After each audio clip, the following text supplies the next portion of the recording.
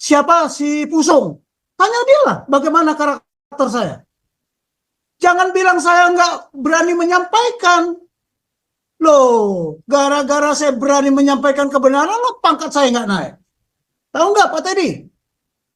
Siapa yang? Tapi saya nggak apa, karena saya staf, bukan pengambil keputusan. Saya hanya bisa menyampaikan saran. Atau mungkin Pak Teddy lagi nyindir para politikus, Pak Tobing disuruh jelasin, mungkin begitu maksudnya. Udahlah. Iya, Pak. Iya. Aduh, ini Pak Teddy kadang-kadang suka mancing-mancing juga nih. Dia mancing saya emosi. Tunggu dulu. Enggak, nih memang suka mancing-mancing dia ini dari dulu ini. Maksudnya tolong jelaskan kenapa orang-orang pada begitu, gitu loh Pak Tobing. Ya. Tanya junior-junior saya. Mampu memahami pandangan saya, walaupun saya tidak mengapa ya. Bukan tuduhan kepada Pak Tobing, tetapi maksudnya saya rasa maksudnya Pak Teddy adalah Pak Tobing tolong jelaskan kalau mau belajar politik begitu di Indonesia kan sampai mau kapan berhentinya, mau lingkaran setannya. Baik, saya tidak mau melanjutkan karena saya bukan politikus. Amin. Saya prajurit itu ajaran Pak Dirman apa? Politik tentara nasional itu adalah politik negara. Itu. Saya mengikuti Pak TB Simatupang sama Pak Dirman. Boleh nggak kita tidak menerima perintah atasan? Sekarang saya tanya. Boleh nggak kita tidak melaksanakan perintah atasan? Pak Teddy nggak tahu kan? Itu diambil dari Pak Dirman, tahu nggak? Sampai sekarang Taruna itu harus mengikuti jejak Pak Dirman bergerilya itu setiap tahun. Jadi ikut bagaimana jalannya gerilyanya Pak Dirman itu kita ikuti itu supaya menghayati apa perintah-perintah perintah-perintah Pak Dirman atau pesan-pesan Pak Dirman. Dia diperintah Bung Karno sakit ya, sakit paru-parunya tinggal sebelah. Disuruh menyerah saja. No way. Sondar pemerintah saya akan terus bergerilya.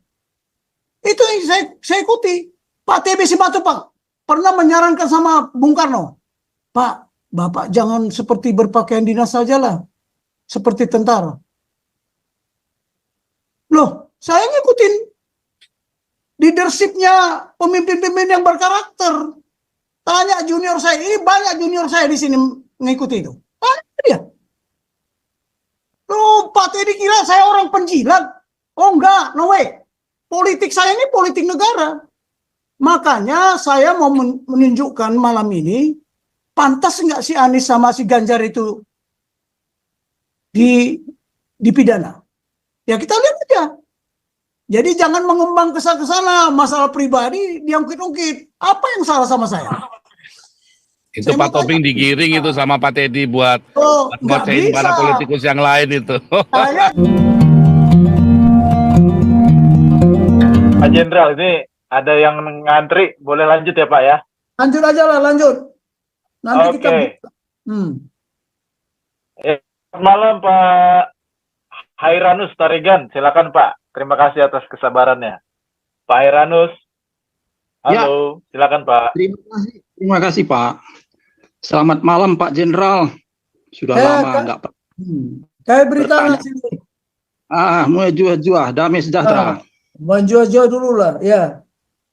Saya mensukseskan satu putaran, Pak. Oh iya.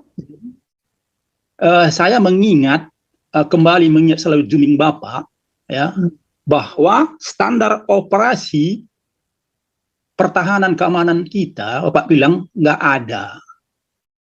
Jadi kalau sampai kita diserang musuh, maka kita bisa kacau balau, terutama kalau terjadi perang di kota.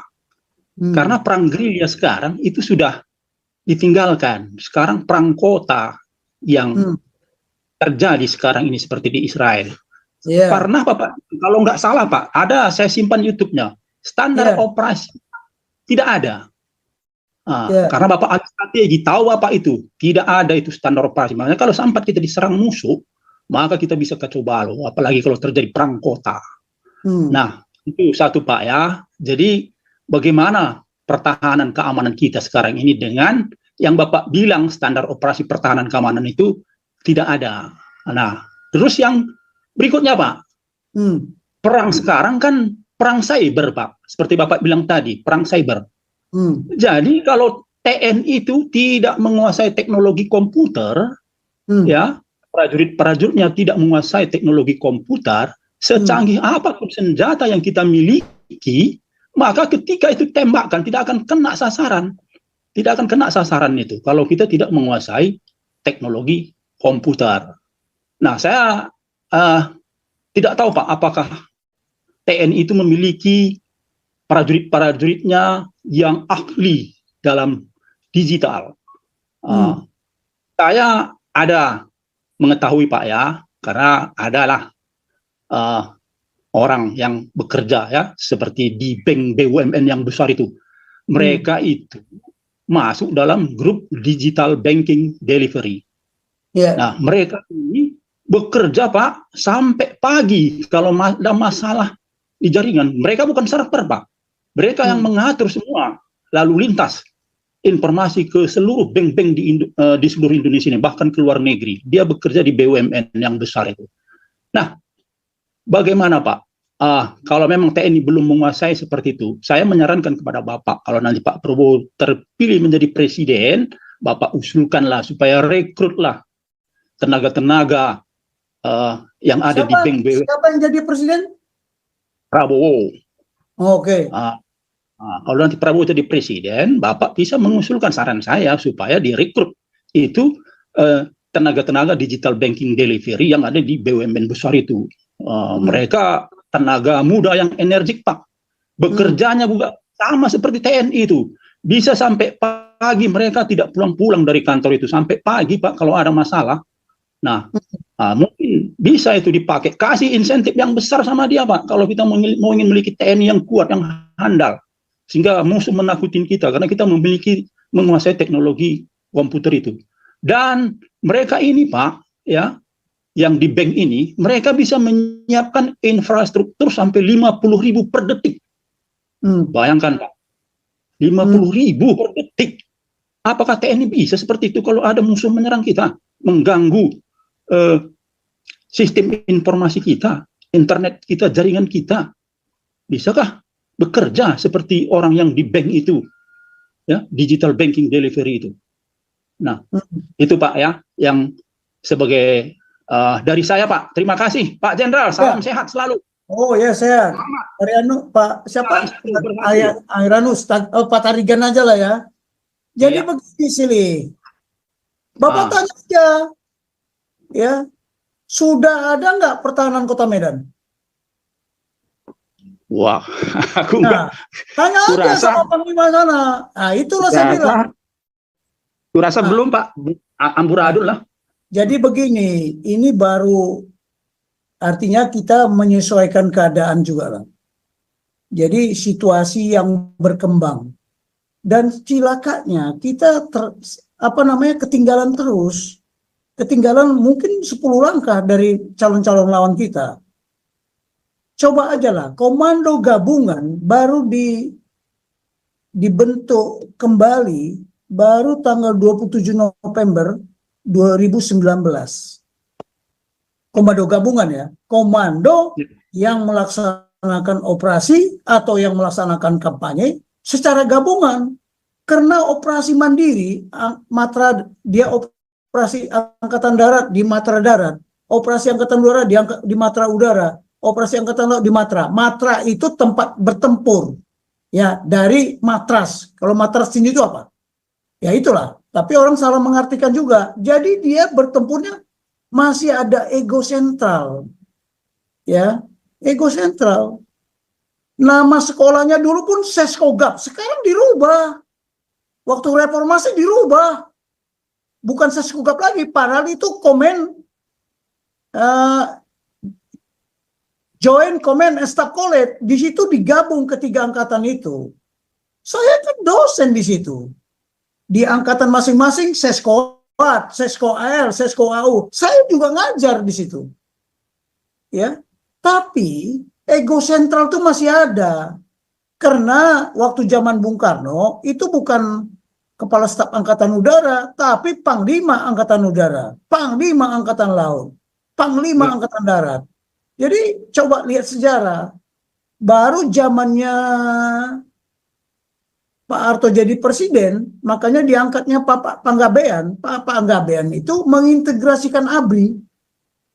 Jadi TNI ini bagaimana bisa menjadi satu, ya? Dia bisa manunggal, bisa terintegrasi, bisa saling mengikat.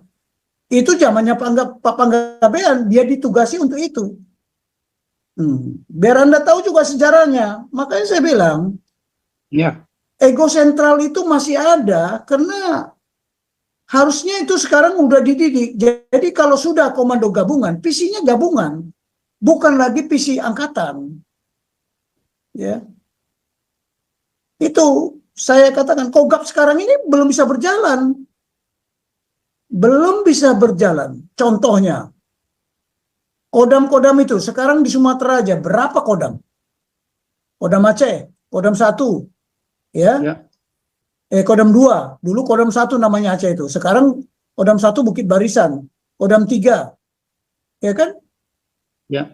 Nah, itu belum manunggal. Kalau mau nggak dia sebagai pembina di Angkatan Darat ketika dioperasikan oleh Kogab? Mau? Belum. Ini aja belum beres. Jadi negara kita ini, Pak Tarigan, selalu negara percobaan. Eksperimen. Nah, kedua, Pak Rianus kan melihat Israel, perang kota. Ya. Ya memang nggak ada hutan di sana. Siapa bilang Angkam Rata masih belum berlaku? Oh, masih berlaku kok. Makanya ada ditulis di undang-undang. Baca pasal 30. Ada di undang-undang. Sistem pertahanan keamanan rakyat semesta. Itu perang kota karena memang di kota.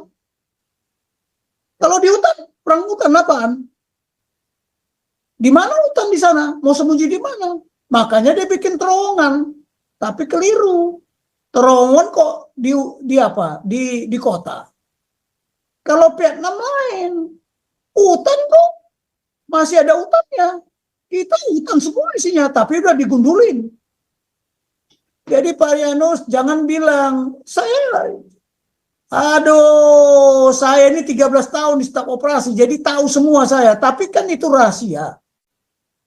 Ya tanya aja, Pak, Bapak Panglima, apa kita siap untuk bertempur? Konsepnya gimana? Kalau Anda ngomong tidak tertutup, pasti dia buka. Nggak ada. Sekarang begini contohnya. Ya, Kogab ini nanti bertanggung jawab membuat rencana kampanye militer. Kalau ada terjadi apa-apa di wilayah tanggung jawabnya, ya, dialah yang membuat rencana kampanye. Rencana kampanye itu adalah rencana kontingensi, menghadapi ancaman dari luar, menghadapi ancaman dari dalam. Dijabarkan dari situ, dianalisa, dibuat konsepnya. Ya, setiap 3 bulan pun harus dievaluasi. Nah, bagaimana mengevaluasinya? Latihan. Saya sama Pak Tejo Edi, Panglimanya Pak Joko dulu, ada perintah dari Pak SBY, latihan TNI harus kampanye militer. Bingung semuanya. Ya. Tapi nggak apa-apa, saya babak belur itu. Ya, anak saya sakit kanker lagi. Saya harus bikin buku. Udah terus terang aja, saya udah mengalami itu semua Pak Tarigan. Jadi di Indonesia ini tidak berlaku perang kota. Tapi itu perlu juga. Kalau di kota kita nggak bisa, kita harus bergerilya. Ingat, jadi saya kasih tahu satu lagi ya. Jangan kita menganggap ibu kota itu center of gravity. Dulu Jepang, bukan Tokyo yang dihancurkan. Tapi apa? Hiroshima dan Nagasaki. Hiroshima dan Nagasaki itu ibu kota? Enggak. Dari Tokyo pindah ke Kyoto. Ya. Tokyo pindah ke Kyoto. Indonesia pun dari Jakarta pindah ke Yogyakarta. Bukan berarti itu pusat kekuatan. Kalau kuasai Jakarta tetap aja Indonesia. Nah, tapi kenapa Hiroshima dan Nagasaki yang dibom? Karena pusat kekuatannya ada di sana. Pilot-pilot kamikaze-nya itu di situ semua.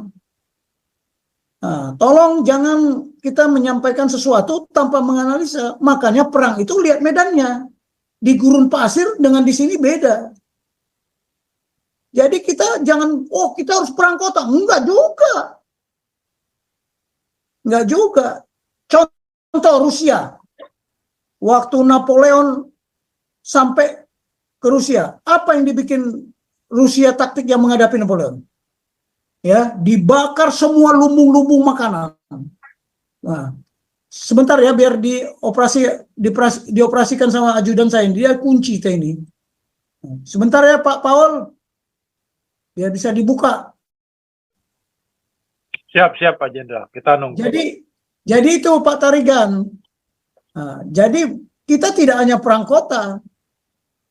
Sekarang ini saya tanya, ancaman dari dalam di mana dia sembunyi? Di kota? Tidak kan? Di kota dan di hutan. Waktu kasus Poso, di mana? Di hutan. Itu ancaman dari dalam. Jadi bukan semata-mata harus apa. Oke ya, kita mulai lagi dari awal ya. Diskusinya tadi. Kita stop Mengenai dulu. cyber tadi, Pak. Mengenai cyber tadi. Saya beritahu, Pak Prabowo sudah membuka 4 fakultas. Salah satu fakultas yang akan berurusan dengan cybermu itu. Sekarang waktu Prabowo jadi Menteri Pertahanan. Jadi udah terjawab nggak? Nah, orang bank itu, dengar dulu. Orang bank itu belum bisa dipercaya mentalnya. Karena dia belum wajib militer. Ya kan bisa disuruh wajib militer, Pak. Mereka profesional itu, Pak. Oh, ini Pak Prabowo juga mendidik orang supaya profesional. Ada fakultasnya.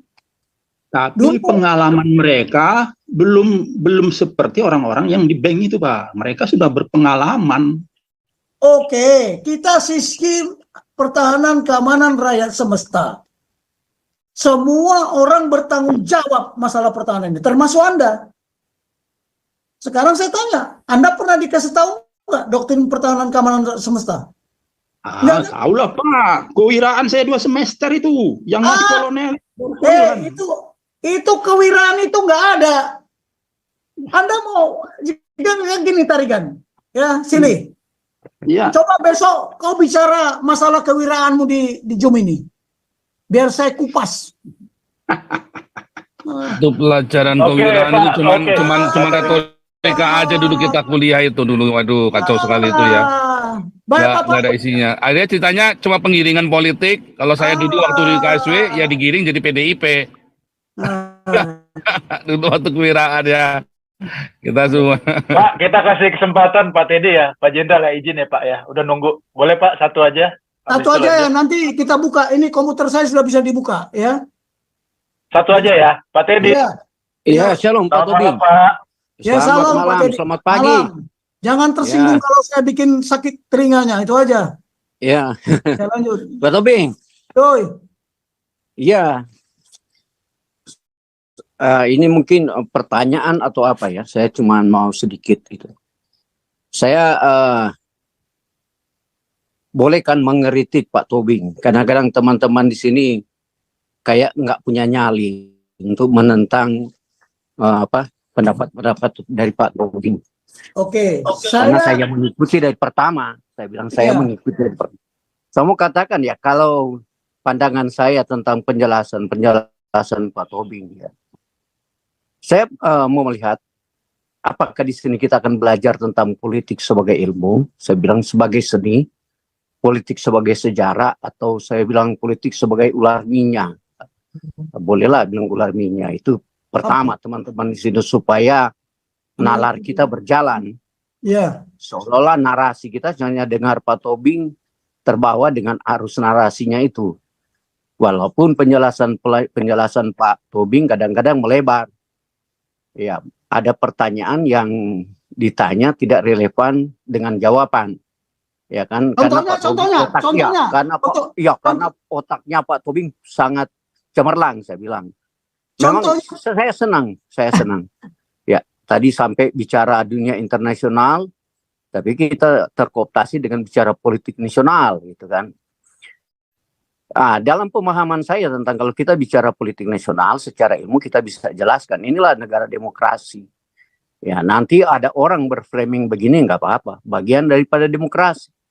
Inilah perjalanan sejarah kita. Kalau kita mau lihat dari zaman Soeharto sampai Jokowi dengan melewati beberapa presiden, ya banyak opini-opini dulu disampaikan kebencian-kebencian itu. Kemudian kedua saya mau jelaskan teman-teman di sini. Kita di sini berargumentasi politik, tetapi secara signifikan tidak ada perubahan di dalam kita secara pribadi. Baru saya ajarkan kepada anak saya, nanti kamu kalau berpolitik, jangan politik yang mempermain-mainkan kamu. Bagaimana kamu mempermainkan politik itu? Itu yang orang gentleman.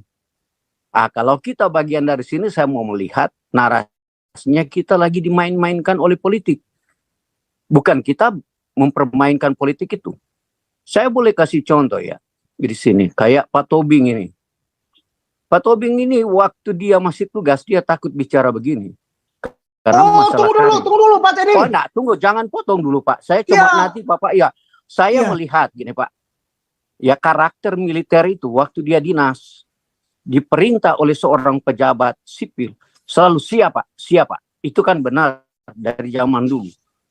Kalaupun dari zaman Megawati jadi presiden, seorang militer, kepolisian maupun apa, selagi dinas dia akan mendengarkan keputusan presiden, perintah komando presiden. Siapa? Laksanakan Pak. Itu ciri-cirinya gitu. Sekarang kebanyakan pensiunan militer itu setelah tugas ada yang sudah tidak mau masuk ke dunia politik, ada yang mau jadi petani lain sebagainya. Ini yang saya gambarkan lah.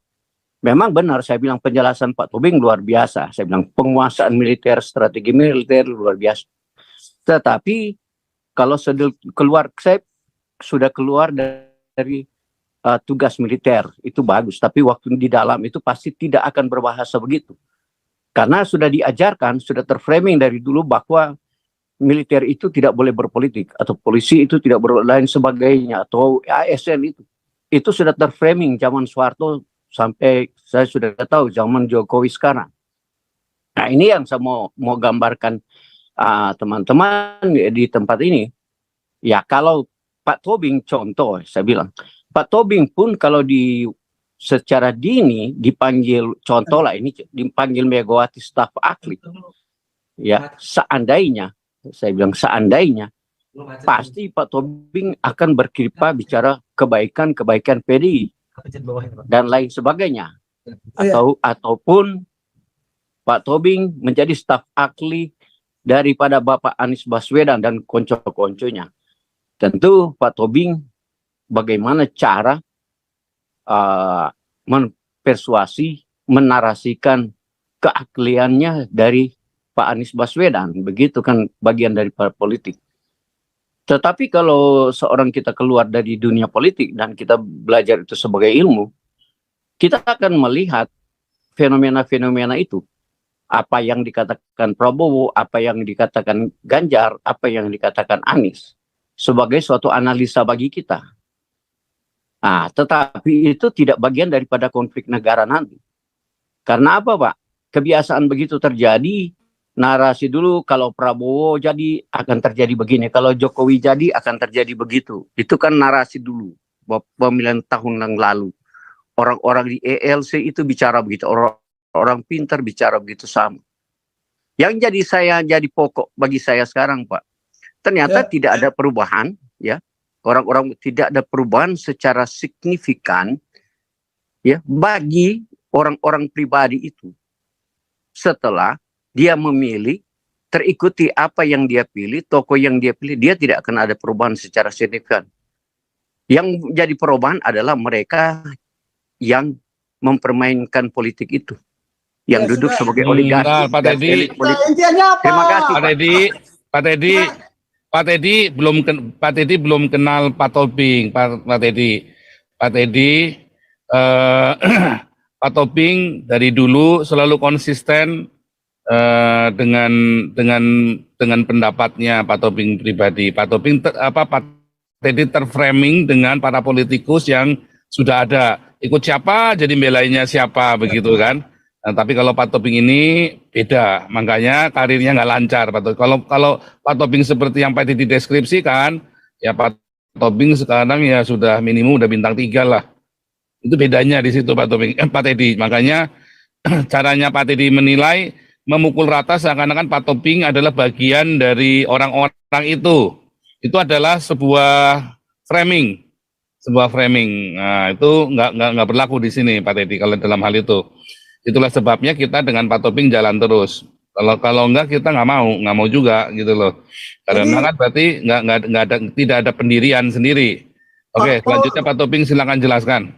Pak Paul begini, kalau dia mau tanya, jangan tanya saya. Kalau saya beritahu nanti kan kalau saya sombong. Tanya aja junior saya, ada nggak junior dia dari orang Manado? Tanya. Atau tanya si Lodewijk Paulus itu, tanya siapa si Pusung. Tanya dia lah bagaimana karakter saya. Jangan bilang saya nggak berani menyampaikan. Loh, gara-gara saya berani menyampaikan kebenaran, loh, pangkat saya nggak naik. Tahu nggak Pak Teddy? Siapa yang? Tapi saya nggak apa, karena saya staff, bukan pengambil keputusan. Saya hanya bisa menyampaikan saran. Atau mungkin Pak Teddy lagi nyindir para politikus, Pak Tobing disuruh jelasin, mungkin begitu maksudnya. Udahlah. Pak Tobing. Iya. Aduh, ini Pak Teddy kadang-kadang suka mancing-mancing juga nih. Dia mancing saya emosi. Enggak, nih memang suka mancing-mancing dia ini dari dulu ini.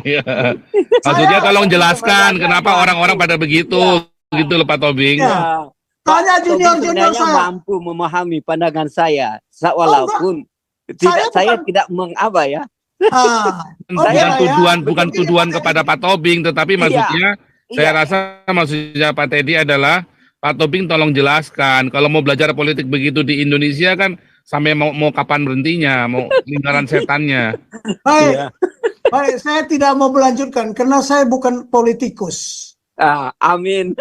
Saya prajurit itu ajaran Pak Dirman apa? Politik tentara nasional itu adalah politik negara. Itu. Saya mengikuti Pak TB Simatupang sama Pak Dirman. Boleh nggak kita tidak menerima perintah atasan? Sekarang saya tanya. Boleh nggak kita tidak melaksanakan perintah atasan? Pak Teddy nggak tahu kan? Itu diambil dari Pak Dirman, tahu nggak? Sampai sekarang Taruna itu harus mengikuti jejak Pak Dirman bergerilya itu setiap tahun.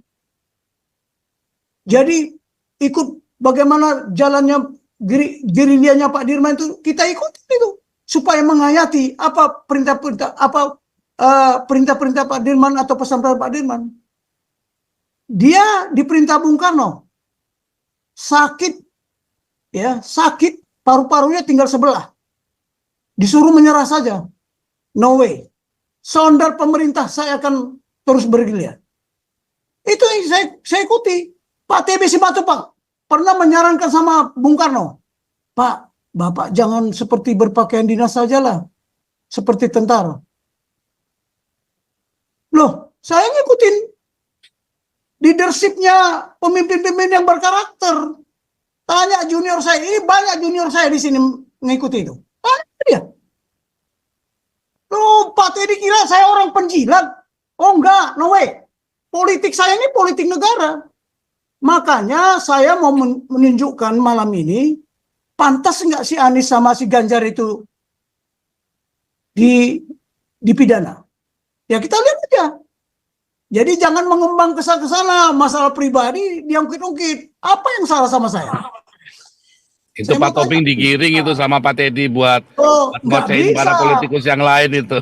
Saya tidak Oke, bisa. lanjut langsung ke materi Pak Tobing. Langsung ke materi karena sudah jam 10. Iya, ini banyak sekali tadi ada gangguan di komputer saya. Ya, nggak apa-apa. Ini sudah bisa nih. Lanjut. Ya. Keren. Hati-hati dengan pertanyaan Pak Teddy, Pak Tobing. Penuh dengan jebakan. Sudah tahu saya akan urusnya. Pak Tobing, Aduh, ini Pak Teddy nggak bener ini. Pak Tobing, saya kan lagi analisa. Saya bukan bicara, saya lagi analisa para jenderal yang ikut dalam dunia politik. Ya, kayak Prabowo, Pak Joko Susanto, Pak Darmawan, Ya, itu Pak Margio, semua saya lihat orang-orang yang di militer itu masuk ke dunia politik. Ada Bapak Presiden kita, Bapak Susilo Bambang dulu, Pramono Edi Wibowo. Semua kita lihat Pak, itu gambaran saya, Pak Trisno juga gitu. Nah ini saya mau kembali karena Pak Tobing ini latar belakang militer gitu. Kenapa Iya, Pak Tobing? Ya itu udahlah. tidak seperti mereka gitu, kayak Luhut Panjaitan kan Pak, lebih banyak Pak tahu. Iya, Mereka dia bagaimana seorang militer dalam dunia militer dia mainkan politik itu. Ya jangan kita terkooptasi dimainkan oleh politik. Oleh sebab itu harapan saya barangkali ya Pak Tobing nanti adalah sebagai sekjen di dalam satu partai supaya dia mainkan itu politik di situ. Itu saya senang gitu. Jangan kita mereka mainkan, Pak. Pak Tobing nggak mau jadi sekjen partai, Pak Teddy udah ngucap dulu. Begini Pak Teddy, ya sudah selesai. Tapi lanjut dulu Pak Tobing, ini kalau nggak kelar materinya panjang. Selesaikan dulu. Saya buka dulu ya. Iya, ini Pak Teddy hanya mancing nanti. Udah buang Ya waktu. udah stop dulu Pak Teddy, stop dulu. Saya tidak politik partai praktis ya. Oke. Lanjut dulu Pak Tobing, lanjut. Karena udah ditunggu nih dari tadi. Coba ya, ini Kau bilang kau menang debat, lawan domba yang sesat. Kau bilang banyak yang tobat.